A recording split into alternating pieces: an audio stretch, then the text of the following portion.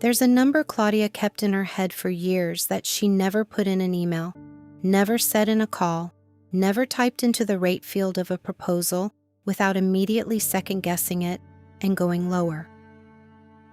Not because she didn't know it. She did. She'd looked up what other translators charged. She'd done the math on her hours. She understood what her rate implied about her time.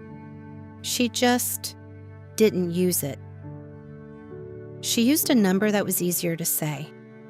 A number she'd arrived at years ago by quietly reading the room when she was new and scared and needed the work, and then she'd kept it because keeping it had worked, because no one had said no. And there is a version of that feels like proof of something. And there is a version of that is just staying small because the room is not on fire. Claudia had been freelancing since her late 20s.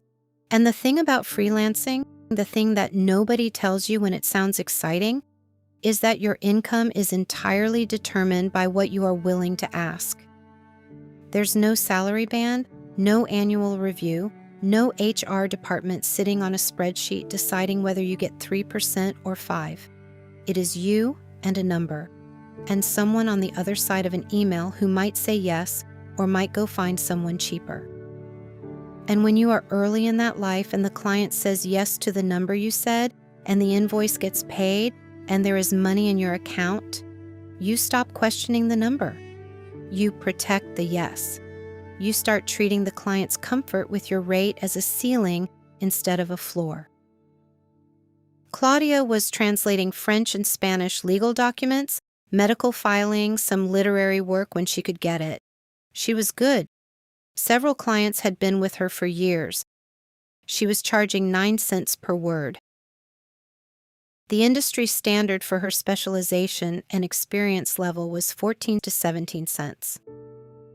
She decided to raise her rates in January, which is the kind of decision that is easy to make in January because January feels like a clean line that does not actually exist. She wrote the email to her existing clients, the ones who'd been with her longest, and she saved it as a draft and did not send it. She rewrote it, softened it, made the raise smaller, rewrote it again, and made the raise bigger again. She apologized in the first draft and then took the apology out because she knew she should take it out.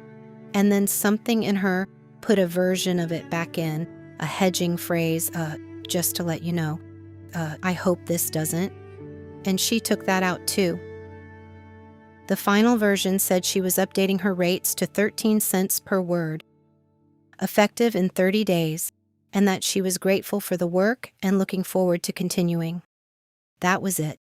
She sent it to 8 clients on a Tuesday evening and closed the laptop. The first 2 days, nothing. She kept her phone close and told herself she was not keeping her phone close. She checked her email in the morning and again before noon and again at 2 and tried to work in between in a way that did not feel like waiting, which was entirely what it was. She built a mental model, in that particular way the anxious mind does, of every possible outcome. Which clients would leave, how much she would lose, whether she had been arrogant, whether 13 cents was too much, whether she should have gone to 11 cents and called it a compromise with herself. On the 3rd day, one client wrote back immediately. He said fine, no problem, and attached a new file. 3 more came in over the next week, all fine. One asked if she could do 12 cents for ongoing volume, and she said yes, and felt briefly like she had lost something and could not name what. The 2 who did not respond, one had only sent her 2 projects in a year anyway, and the other eventually sent a note that said they were tightening budgets. 6 out of 8 stayed, and one of those 6 mentioned offhandedly in the same email where they confirmed the new rate that they had been meaning to refer her to someone, like the raise had reminded them she was a professional and not just someone who showed up. A few months in, she did the math she had been avoiding. Over the previous 3 years, at her old volume, her old rate, She had left somewhere between $18,000 and $22,000 on the table. Those are not disaster numbers. She had paid her rent, she had a small savings account, a retirement account she put a little into when she remembered. She was fine in the way that people mean when they say fine without thinking too hard about it. But $18,000 to $22,000 is also, that is a year, or close to it. That is a sabbatical she did not take. A move she talked herself out of. A trip that stayed in a browser tab long enough that the prices changed. It is not a catastrophe, but it is not nothing either. I think the part that surprised me about this story, the part that I keep coming back to, is that it did not end in relief. The raise worked, the client stayed. She is making more money now for the same hours, the same skill, the same desk in the same one-bedroom apartment.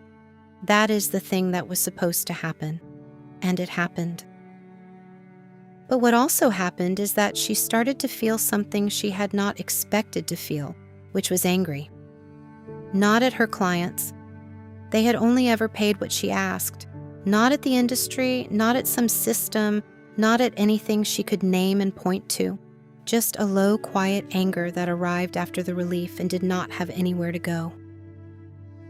Because the thing she had told herself for years, that the clients might leave, that the rate was risky, that this was just what the market was, turned out not to be exactly true. The clients mostly stayed. The rate was fine. And the story she had built around keeping herself small had been, in part, a story she had told herself.